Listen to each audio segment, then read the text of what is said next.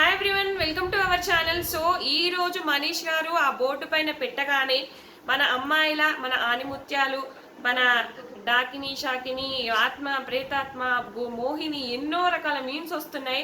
వాళ్ళ ముఖ చిత్రాలు ఎవరైనా అబ్జర్వ్ చేశారా? వాళ్ళైతే ఎట్లా పెట్టారు ఫేస్లు. ఇంకా శ్రీజ లిటరల్లీ ఏడ్చింది. ఇట్లా మన కంటి దగ్గర పెట్టి చూసాడు, ఒక చుక్క కారింది ఆఫ్టర్ ఎలిమినేషన్. వాళ్ళ ముఖ చిత్రాలే మారిపోయినాయి, వాళ్ళ బిహేవియరే మారుతా చూడండి. ఎందుకంటే మారాలి, ఇప్పటికైనా వాళ్ళు ఎక్స్పెక్ట్ చేశారని నేను అనుకుంటున్నా. తర్వాత భరణి గారి గురించి మనీష్ గారు ఎక్స్పెక్ట్ చేసిన విధానం సూపరు. మీరు చాలా బాగా ఆడుతున్నారు అన్నారు గేమ్, అసలు చాలా బాగా ఎక్స్పెక్ట్ చేశాడు. ఇమ్ముని మెచ్చుకున్నాడు, మన హరీష్ని కూడా మెచ్చుకున్నాడు. అసలు బాగా ఆడుతున్నారు. సంజన నేను ఫస్ట్ తిట్టుకున్నాను, సంజన కూడా ది గేమర్ అన్నాడు. సూపర్ అనిపించింది నాకు. అసలు మనీష్ గారు ఉండుంటే బాగుండేది. ఆయన పాప నాకు ఎవ్వరు పని ఇవ్వలేదు అన్నాడు చూడండి. నాకు చాలా బాగా అనిపించింది. సో అంత బాధపడుతుంటే ఈ శ్రీజ ప్రియ అసలు ఇవ్వకుండానే చేశారు చూడండి. నాకు అసలు లిటరల్లీ ఆయన ఏడుస్తుంటే ఇంకా ఉండాలన్న తపన ఉంది, ఉండాలన్న ఇది ఉంది, ఆడాలన్న కసి ఉంది. ఒకరి మీద కోపంతో ఒకరికి ఓట్స్ వేయడం వల్ల ఫ్లోరాకి, వీళ్ళ మీద కోపంతో వేయడం వల్ల ఫ్లోరా సేవ్ అయ్యారు. యాక్చువల్గా ఫ్లోరా గారు మనీష్ గారు ఉంటే బాగుండేది, అందరు ఫ్లోరా గారు వెళ్తా అనుకున్నారు. సో బాధ అనిపించింది నాకు. అసలు భరణి గారు కూడా అసలు ఎక్స్పెక్ట్ చేయలేదు తన పేరు పెడతాడని. షాక్ అయ్యాడు.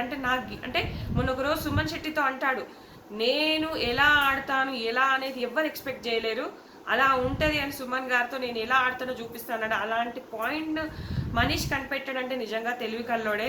ఆయన చేసిన మిస్టేక్ ఏంటంటే ఆ ప్రియాను శ్రీజాను నామినేట్ చేయకపోవడం. నామినేట్ చేస్తుంటే వేరే లెవెల్లో ఉండేది ఆయన గేమ్ అనిపించింది. బాధ అనిపించింది అబ్బా నాకు. ఎందుకో నాకు ఇవ్వలేదు. ఆ సంజన గారిని మెచ్చుకున్నాడు, నాకు ఒక పని ఇచ్చాను ఆమె అని మెచ్చుకున్నాడు. సూపర్ అబ్బా, సూపరు.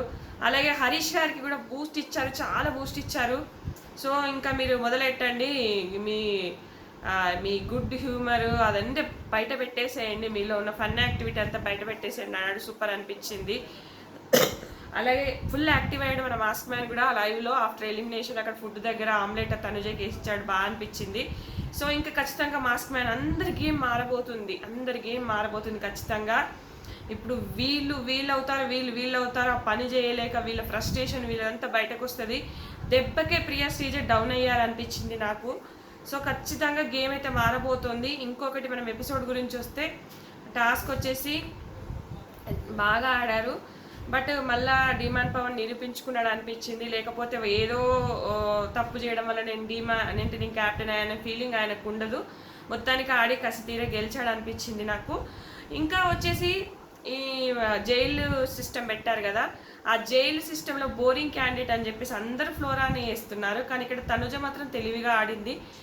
హరీష్ కూడా బోరింగ్. మరి హరీష్ పేరు ఎందుకు పెట్టట్లేదు? ఆయన 1 వీక్ నుంచి ఒక మూలలో కూర్చున్నాడు, ఏం ఆడట్లేదు కదా.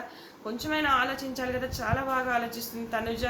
ఖచ్చితంగా టాప్ 5 ఉంటుంది అనిపిస్తుంది. ఎలాగో ఆమెకు ఫ్యాన్ బేస్ ఉంది, బట్ ఆమె ఆలోచించే విధానం కూడా బాగుంది కాబట్టి ఖచ్చితంగా టాప్ 5లో ఉంటారు. ఖచ్చితంగా ఎలాగో సీరియల్ యాక్టర్స్ ఉంటారు. అలాగే మనకు నెక్స్ట్ వీక్ ఎప్పుడో కానీ సైలెంట్గా మనకు వైల్డ్ కార్డ్ ఎంట్రీస్ అయితే రాబోతున్నారు. నాకు తెలిసిన నేమ్స్ చెప్పాను, మళ్ళీ ఇంకా నేమ్స్ కూడా నేను నెక్స్ట్ వీడియోలో చెప్తాను. సో ఇంకా మనకు అందరి గేమ్స్ ఖచ్చితంగా ఇంప్రూవ్ అవుతాయి, అందరు అనలైజ్ చేసుకుంటారు అనిపించింది నాకు. మన శ్రీజ ప్రియానిగా ఇట్లా ఉండబోతుంది, కనీసం వాళ్ళకి అర్థమైందా, ఆడియన్స్ పాయింట్ ఆఫ్ వ్యూ ఏంటి అనేది అర్థమైందా అనేది చూడాలి. అలాగే వైల్డ్ కార్డ్ నేమ్స్ కూడా నేను చెప్పాను కదా, సుహాసిని గారు, ముఖేష్ గౌడ, అలాగే కావ్య, అలాగే హెక్స్ హౌస్ మేట్స్ వచ్చేసి మనకి పృథ్వీకి అప్రోచ్ అయ్యారంట, అలాగే తేజకు అప్రోచ్ అయ్యారంట, అలాగే శివరాంపల్లి హీరో ఆయన కూడా వస్తున్నారంట. హీరోలు ఎవరు లేరు కదా. సో కొంతమంది నేమ్స్ వినిపిస్తున్నాయి, బట్ పృథ్వీని కాకుండా ఇంకా ఎవరైనా తీసుకొని ఉంటే బాగుండేది అనిపించింది నాకు. ఎందుకంటే ఆల్రెడీ లాస్ట్ వరకు ఉన్నాడు, మళ్ళీ ఇంకా అదే క్యాండిడేట్ ఎందుకు అని అనిపించింది నాకు. సో గేమ్ ఎట్లా మారబోతుంది ఏంటి అనేది ఖచ్చితంగా మనము చూద్దాము. నాకు ఎందుకో చాలా వరకు చేంజెస్ వస్తాయి అనిపిస్తుంది. సో నాకు మనీష్ ఎలిమినేషన్ మాత్రం కొంచెం బాధ అనిపించింది అబ్బా నిజంగా.